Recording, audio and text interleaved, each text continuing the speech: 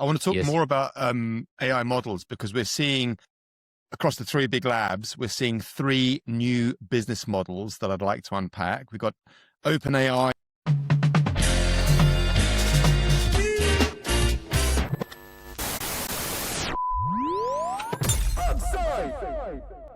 OpenAI, who've just told staff to kill all the side gigs. So Simo and Altman are refocusing the entire company around coding and business users, admitting that trying to do too much has basically put them on the defensive. Anthropic's going the other way. Instead of selling to enterprise, they're now looking for distribution through PE players like Blackstone. So they're looking to embed a Palantir-style joint venture that would get Claude distributed into all of those PE portfolio companies, turning thousands of those businesses into instant distribution. Very smart. And then we've got Mistral on our side of the pond, the French lab. We shouldn't dismiss. They showed up at GTC this week with Forge, which is a platform that allows the enterprise to train their own models from scratch on proprietary data. And they're on track to pass $1 billion in ARR this year. So centralize, partner, hand over the keys, all three. What's in this kind of new model set? Lomax, can you set the scene for us? They're all fundamentally going after the same thing. As in, like, I wouldn't call it three different business models. I would say there's three different routes to market and ways to go about things, distribution methodologies or channels. But ultimately, what's happening here, all of these people are going for enterprise, right? Anthropic have already leaned heavily into enterprise already. Mistral were heading that way. Well, they started obviously with their chatbot. And OpenAI, we know, has been a bit of a bugger's muddle, excuse my French, of various different. I heard that phrase before. Probably your grandfather would have used it, but had definitely been a smorgasbord of slightly disparate different products with horrible nomenclature, as we know, and they seem to be maybe coalescing now on enterprise. So the single unifying thing is that they're going after enterprise. They're doing it in different ways, as you allude to, right? And so, one example is what Anthropic is doing now with Blackstone, finding a route to market to go to their, Blackstone obviously being one of the biggest private equity firms in the world with tons and tons of assets in its portfolio, right? So there's a big channel partner there, as it were, with Blackstone, looking for optimizations within their portfolio. So for me, it's actually all the same thing. I don't know if, Mads, you have a different take on that. No, I think you're broadly right. The race has shifted from developing model capability to deployment and distribution.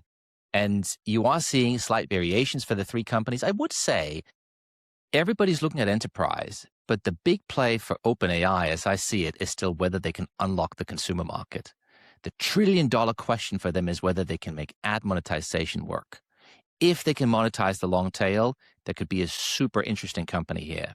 Without ad monetization, I think they're in a world of hurt, because I think if all they're doing is try to do exactly what Anthropic is doing and just try and go head to head with them, saying, yep, great, you got Claude Code, we have Codex, you are selling to enterprise, we're going to try to sell to enterprise. Without that differentiated strategy that looks at the consumer side, I think OpenAI will lose majorly here. That's a really, but great Mads, point, do you think ad monetization will work? That's the $1 trillion question. Because nearly one in you... 7 people on the planet are users of ChatGPT. No, was it 800 million users? No, is that right or not? Yeah. Yeah, and if they can't monetize the 95% of them, and if they'll never be able to monetize them, then I think it's a really difficult position they're in. I don't buy the ad model. I think it's too commoditized. I think while you've got extremely powerful competitors, I don't know how, unless everybody does it, I don't know how you survive in that world. And Codex, so Codex now is what, 2 million weekly active users, roughly 4x growth year to date. So Codex is on a bit of a move now within OpenAI. Yeah, I mean, but it's going to be number 2. Yeah, that's true. And don't forget, OpenAI trades at a valuation. You're right. It's funny, you go and raise, Sam, they go and raise the money at the higher valuation, etc. And then they you can't pitch to be number 2, right? It doesn't work. 100%. You have 3 times the valuation. You're spending much more money. You can't be number 2. So I think they have to have a differentiated strategy. I don't envy Sam right now. I think he's got a really difficult year ahead of him, which of course is why we're seeing the code red. Mads, they've got government. I mean, what? Roughly 50% of Palantir's revenue is from government. So, do you think that would be a rescue package for OpenAI? Jesus, I don't think a rescue package is a not. No, it's not a life raft. No. I mean, listen. I'm not proposing that the company will disappear. No. Okay, I'm just saying the trajectory they were on now. There was a thought that it could become the first bona fide $1 trillion, private company, right? And now it looks like SpaceX, might that sort of kind of look like it is right before the IPO and all that stuff, but that OpenAI could genuinely go and raise a private round with $1 trillion price tag. That seems very questionable right now. Yeah. I mean, who is going to underwrite that? So the growth rate is there, right? And they're probably now run rate 30 billion ARR, but they need to show a very coherent, compelling story to get to 300. And yes, they need to, no? Because no one's going to be valuing something. That's this new strategy. That this is the beginning of that narrative, right? This is we're going to focus, we're going to condense, we're going to do things slightly differently. Okay. So you're in Sam's shoes, you would abandon the consumer strategy. You just say, we're not going to monetize it. It's not going to work.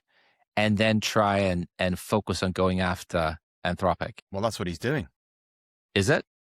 Well, the question for the room, how far have they got down the ad strategy for consumer? And I personally don't believe this can work.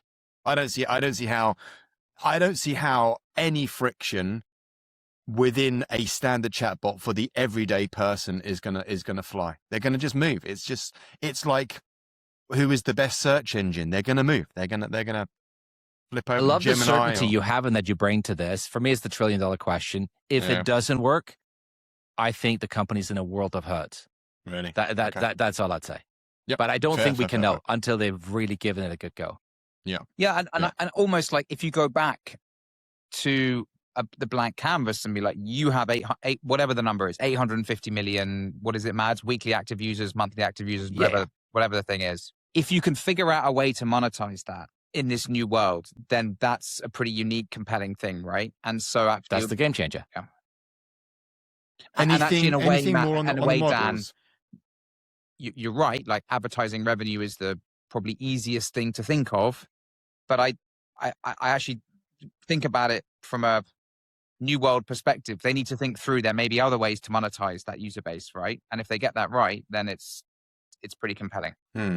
Well, at the end of the day, I think either the users pay or the users of the product. And if the users of the product, that's some kind of ad model, referral model, something. Google, did it, and then Meta managed to do it on a slightly smaller scale. They showed how you could build these businesses and how powerful they are. There's so much money in monetizing users. Is it going to work? Well, I certainly wouldn't say it's 100% certain that it will. I think if it doesn't, they're in the world of hurt. And if all they're doing now is saying, we're going to pull back from monetizing that, we're just going to go after enterprise, copying the Anthropic strategy, I think that's you're right. And there's also incredible, I know OpenAI have hired a bunch of these people, but there's incredible talent and retained knowledge and know-how and muscle in how to monetize user bases, right? In Silicon Valley. It's the backbone of the whole freaking industry. Thought that Facebook would last this long, and that's their model, right? I logged into I haven't been on Facebook since 2014. But that's not, Facebook isn't the actual Facebook product is an absolute mess, but it's just a marketplace. It's just one big advert. I logged into my wife's the other day. Well, I was flicking through, with permission, by the way, before I get in trouble. We were talking about something and she showed me something and I was flicking through and I haven't looked at the platform in a long time. I was like, oh my God, I know this isn't there, it's WhatsApp and Insta and all the other products that are making the real money, but what an unholy mess. And people are still tolerating it. So I might be wrong. Maybe people will tolerate ads within ChatGPT. I think we've moved beyond that kind of 2010 play. I think users are much more discerning and technically savvy now. That's why I'm challenging you, Dan, to be like, well, just if you can't chuck adverts down the channel, down to the 850 million people, that doesn't mean your ability to monetize that is dead, right? I don't know. Just think outside the box. Yeah.